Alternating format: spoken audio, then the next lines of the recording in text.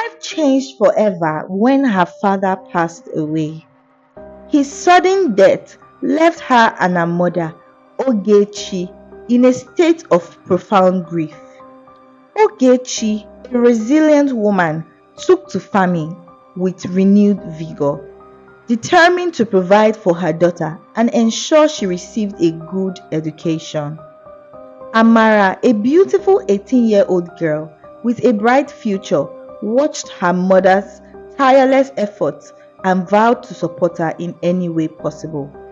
Every morning, Ogechi would rise before dawn to tend to her crops, and by noon she would be at the village market selling her produce.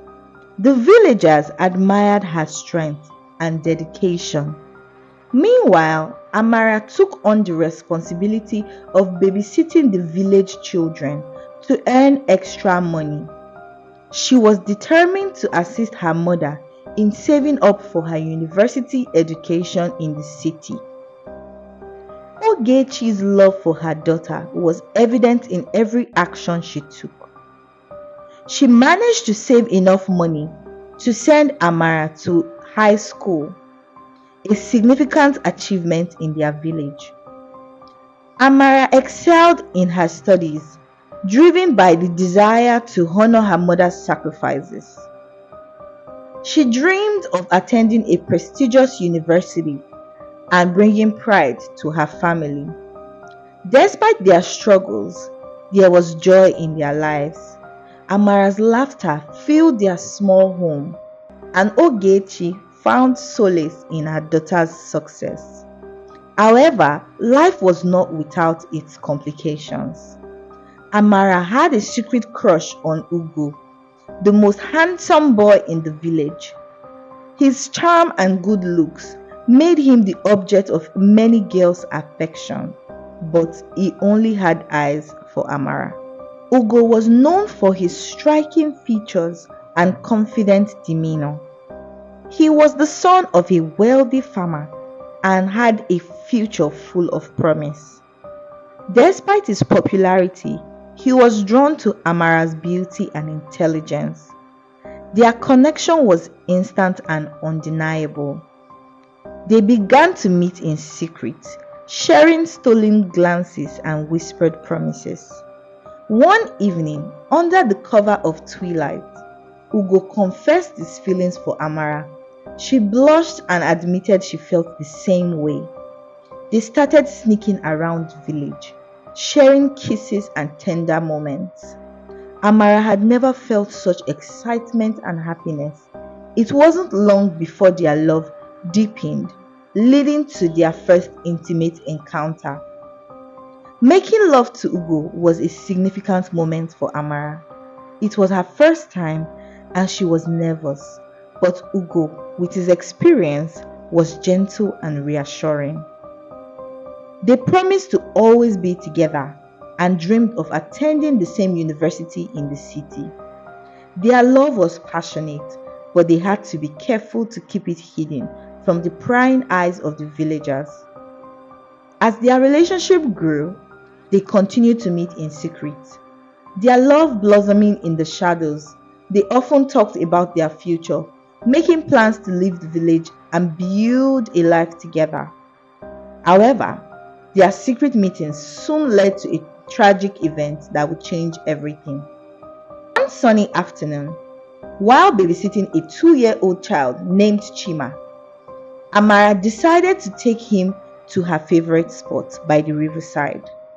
It was a serene place where she often went to watch the sun and water. Ugo joined her, and in their eagerness to be together, Amara left Chima by the water's edge and snuck into the bushes with Ugo.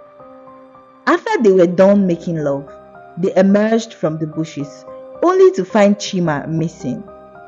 Panic set in as they searched frantically, their hearts pounding with fear. To their horror, they found Chima's lifeless body floating in the river. Amara's heart broke as she carried the dead child back to the village, crying for help. The villagers gathered around as Amara, with Ugo by her side, reached the village square.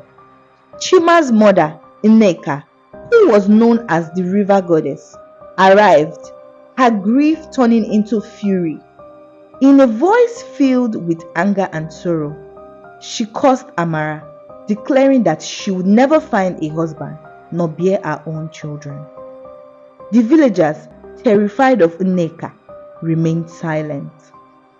The curse marked the beginning of a dark period in Amara's life. The once vibrant and hopeful girl now carried the weight of guilt and the fear of a cursed future.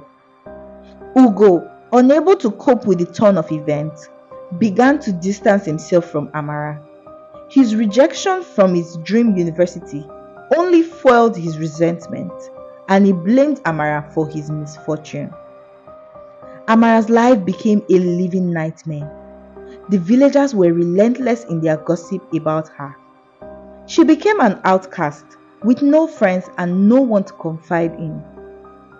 The once vibrant and hopeful girl was now weighed down by guilt and shame. She focused on helping her mother and preparing for her departure to the city, hoping for a fresh start. Ogechi, though heartbroken, continued to work tirelessly, determined to save enough money to send Amara to the university in the city. Despite the overwhelming odds, Ogechi finally saved enough to send Amara away. Amara left the village with mixed emotions, feeling both relief and sadness. In the bustling city, Amara immersed herself in her studies, determined to excel. Her intelligence and dedication soon earned her respect and admiration. She also grew more beautiful, attracting the attention of many suitors. However, the curse continued to cast a dark shadow over her life. Amara's relationships in the city followed a tragic pattern. Each time she made love to a man and he expressed his intention to marry her, misfortune would strike. Accidents, financial ruin, and mysterious illnesses plagued her suitors. Heartbroken, Amara would move on, leaving a trail of broken relationships behind her. Years passed and Amara graduated with honors, securing a good job. Despite her professional success, her personal life remained a source of pain. She longed for love and a family of her own, but was haunted by the curse. She kept her secret from everyone, bearing the burden alone. Desperate for a solution, Amara tried everything she could think of. She visited traditional healers, consulted spiritual guides, and even tried to break the curse through rituals. Nothing worked. The curse's grip on her life seemed unbreakable, and she felt increasingly hopeless. One day, Amara confided in her friend Amaka, revealing the curse that had plagued her for years. Amaka, shocked by the revelation, suggested that Amara return to the village and seek forgiveness from the river goddess. Amara was hesitant but realized she had no other options left. With a heavy heart, Amara returned to her village. The familiar surroundings brought back painful memories. She found her mother, Ogechi, frail and sick. The sight of her mother in such a state broke Amara's heart. She apologized for her absence all these years and asked about the river goddess. Ogechi explained that the river goddess had passed away. Childless and alone, a reflection of the curse she had placed on Amara. That night, Ogechi passed away, holding on just long enough to see her daughter one last time. Amara mourned deeply, realizing the extent of her mother's sacrifices and the pain she had endured. After burying her mother, Amara returned to the city, now an orphan. She was consumed by guilt and sorrow, feeling that she had neglected her mother in her quest to escape her past. Despite her success, she felt empty and alone, her life overshadowed by the curse. Back in the city, Amara turned to Amaka once more. She shared her pain and guilt, and Amaka consoled her, encouraging her not to give up. Amaka suggested they visited a church known for its powerful deliverance services. Amara, desperate for a solution, agreed. Amaka took Amara to a pastor who listened to her story with compassion. He advised Amara to undergo a series of deliverance sessions and to give her life to God. He assured her that only through genuine repentance and faith could she hope to break free from the curse. Skeptical but desperate, Amara decided to follow the pastor's advice. She began attending church regularly, praying, fasting, and participating in deliverance sessions. She poured her heart out to God, seeking forgiveness and healing. Slowly, she began to feel a sense of peace and hope. As months went by, Amara's faith grew stronger. She found comfort and strength in her relationship with God. Her businesses flourished and she felt a sense of purpose and direction. She decided to focus on her spiritual growth and refrained from dating, trusting that God would guide her path.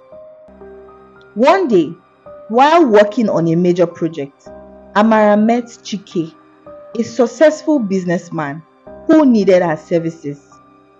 There was an immediate connection between them, but Amara was wary. She didn't want to risk bringing misfortune upon another man. Chike, however, was captivated by her intelligence and beauty. Chike pursued Amara with genuine interest. They spent time together, discussing business, life, and faith.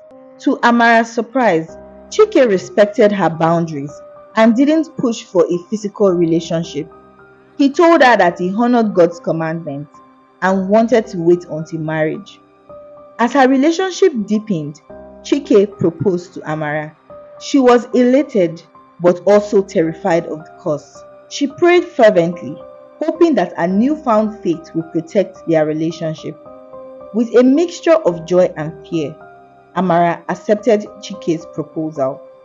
Their wedding day was a dream come true for Amara. Surrounded by friends and loved ones, she felt a joy that she hadn't experienced in years. However, the fear of the curse still haunted her.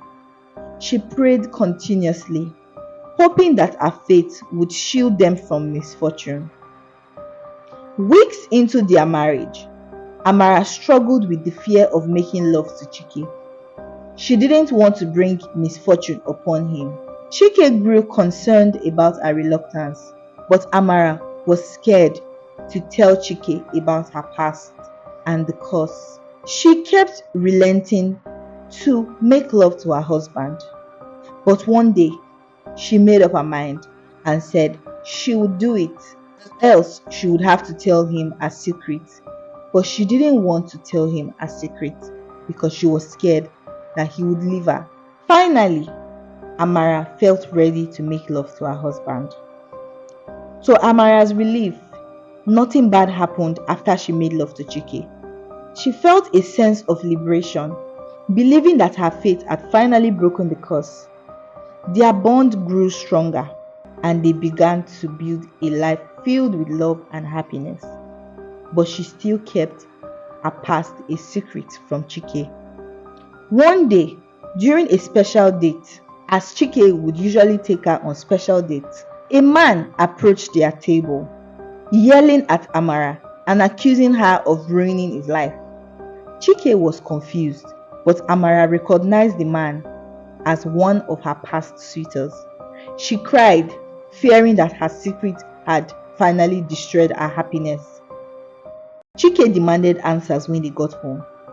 Amara was so scared, but she had to confess everything. She couldn't hide her secret anymore. Amara went ahead to confess everything, from the curse to the string of failed relationships. Chike was upset that Amara would keep such a huge secret from him, but he understood why she had kept it a secret. He needed time to process the information, and Amara feared their marriage might be over That night, Amara couldn't sleep. She cried all night long. The following morning, Amara fell ill. She vomited throughout the day, and Chike rushed her to the hospital. The doctor revealed that Amara was pregnant. Overjoyed, Chike forgave her, believing that their child was a sign of God's grace and deliverance.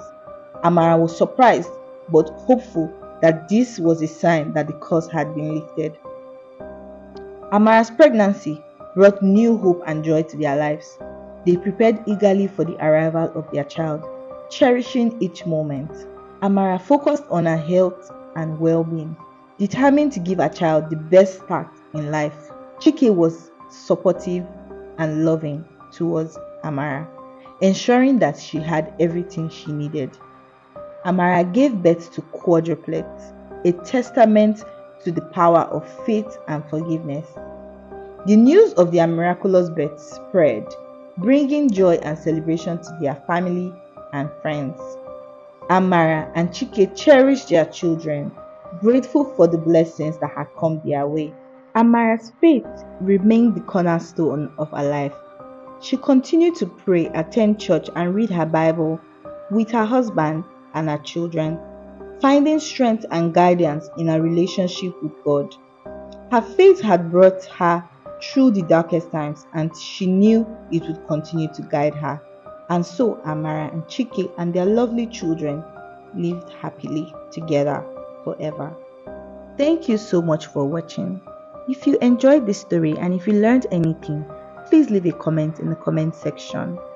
And also don't forget to like and subscribe to this YouTube channel for more interesting stories like this.